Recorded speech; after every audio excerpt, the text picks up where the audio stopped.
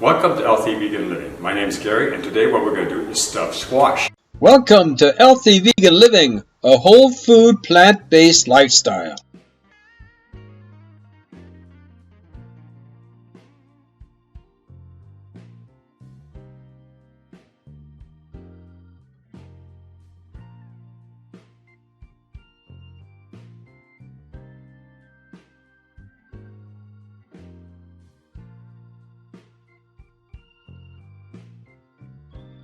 Here, what we're going to do, we're going to cut the very edge here.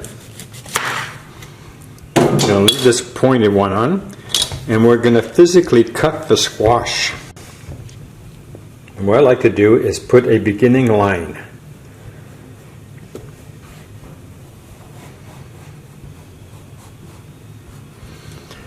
And then from there, I can feel the line, I can go into it. Sometimes I get a little overzealous and I kind of cut a little too far. But we're getting it. Look at that, right there.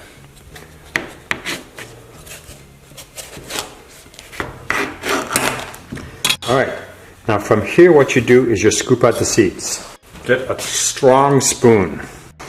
Take your bowl and your strong spoon and you watch. Just scrape it in there. Sometimes you can just kind of, that's right, like that. What you want to do is get the seeds out.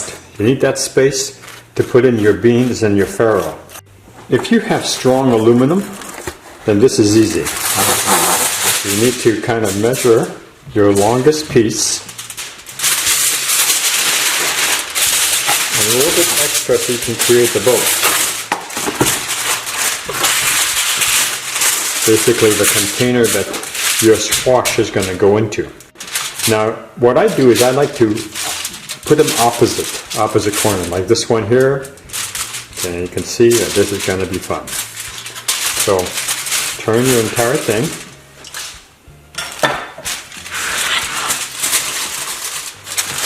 and tie it up like this. Not that hard. Squeeze it together. And you really want this to lay flat. And you can see that cutting it at an angle like I did is going to make it a little difficult. If that happens, you can always put another layer on there. You're just making sure that what you have doesn't drip all over your oven. I'll still be placing a rack underneath this. Okay. So have you noticed that I have a pan here on the bottom and I've placed parchment paper? The only reason I'm doing this is one, this is one of my oldest pans and it's ugly. But two, if anything was to escape the metallic boat that we put around the squash, it will keep the pan cleaner. So it'll just make it easier for me to wash afterwards. We're going to prepare the topping that's going to cover the farro and the beans, which is going to be a dry roasted edamame.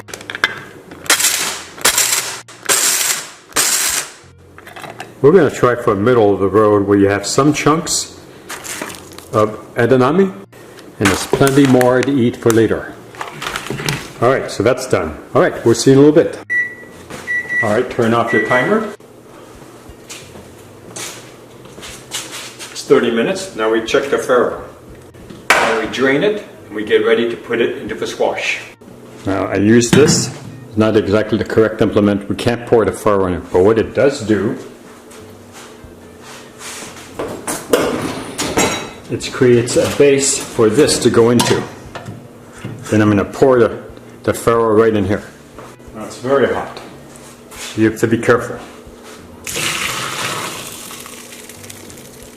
Okay, I'm going to put this into a bowl and then we're going to get ready to stuff the squash. So this is all the ingredients you need. You have your farro, you have your great white northern beans, and here you have your edamame that's been pulverized for a topping. So what I'm going to be doing is taking a spoonful and putting in a bottom layer of great northern white beans and kind of squishing them. They're nice and cooked easily, so they can be kind of pushed into the squash.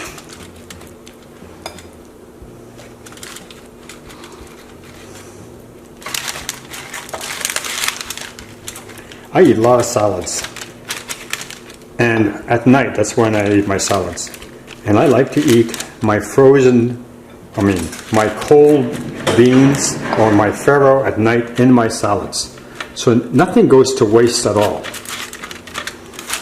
So right now that's running away. Then I take, let's put a couple more beans in here.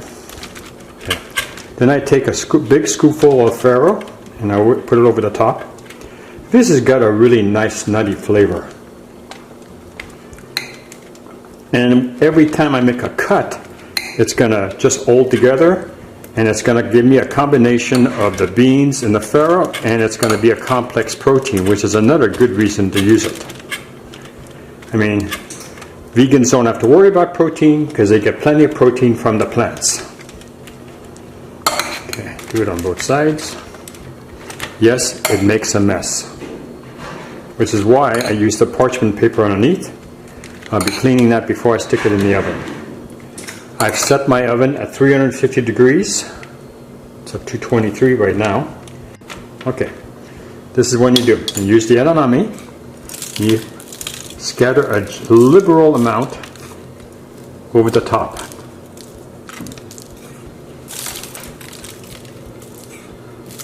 Now you could leave it just like this and it would taste wonderful. And that's exactly what I'm going to do.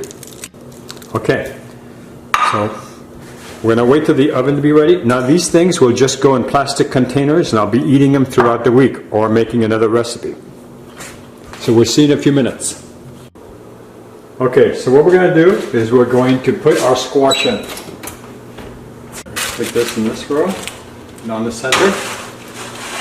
I'm going to lower the other one.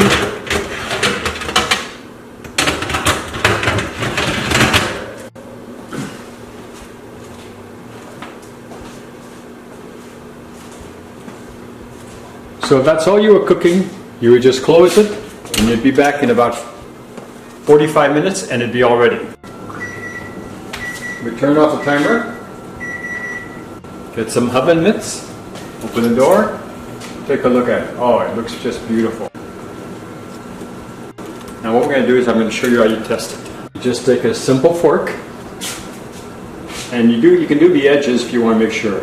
And if it goes down easily like this is going down, at the end, in the middle, you see the middle just drops down, you know it's ready. Alright, so what we did is we let the squash, which has an overlay of great white northern beans and yarrow and a topping of delicious edamame, we've let it cool, and now we're going to taste it, see what it tastes like.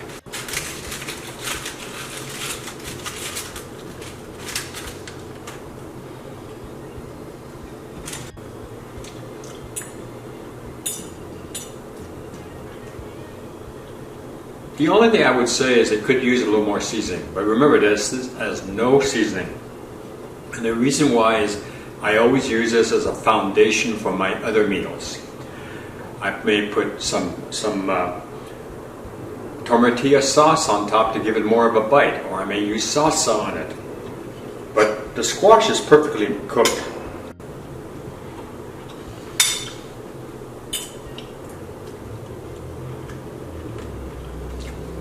Kind of cool because the yarrow has some crispy edges and that gives it a little bit of texture, while the bean has very little texture, but it has a nice mellowing taste to the zucchini.